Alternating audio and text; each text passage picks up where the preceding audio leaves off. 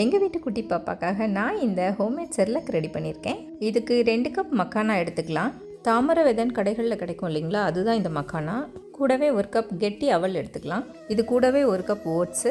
இந்த 3 பொருட்களையுமே தனித்தனியாக golden brown கலரில் வர்ற வரைக்கும் வறுத்து எடுத்துக்கலாம். இதோட ரேஷியோ அப்படின்னு பார்த்தோன்னா 2 கப் மக்கானா, 1 கப் அவல், 1 கப் ஓட்ஸு. இது கூடவே ஒரு கைப்பிடி அளவு வால்நட், பாதாம், முந்திரி, இது 3ஐயும் சேர்த்து லேசாக வறுத்து இது கூடவே சேர்த்துக்கலாம்.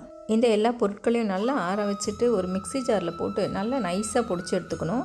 சப்போஸ் உங்களுக்கு அது கொரப்பாக இருந்தது அப்படின்னா சல்லடை வச்சு கூட சலிச்சிக்கலாம். அவ்வளோதாங்க, சூப்பரான ஒரு ஹோம்மேட் செர்லாக் ரெடி ஆகிடுச்சு. உங்கள் வீட்லேயும் 7 months பேபி இருந்ததுன்னா நீங்களும் இதை ட்ரை பண்ணி பாருங்கள். ரொம்பவே ஹெல்த்தியான ஃபுட் இது. இதில் 1 ஸ்பூன் எடுத்து கிண்ணத்தில் போட்டு ஒரு 1/4 டம்ளர் தண்ணி ஊற்றி கட்டிகள் இல்லாமல் நல்லா கரைச்சி அதுக்கப்புறம் அடுப்பில் வச்சு ஒரு 2 நிமிஷம் போல் வேக விட்டுறணும். டேஸ்ட்டுக்கு ஒரு பிஞ்ச் வெல்லமோ இல்லை நாட்டு சர்க்கரையோ சேர்த்து ஆறின உடனே குழந்தைங்களுக்கு ஊட்டி பாருங்கள். எங்கள் வீட்டு பாப்பா ரொம்பவே சூப்பராக சாப்பிடும். இந்த ரெசிபி தேவைப்படுறவங்க யூஸ் பண்ணிக்கோங்க.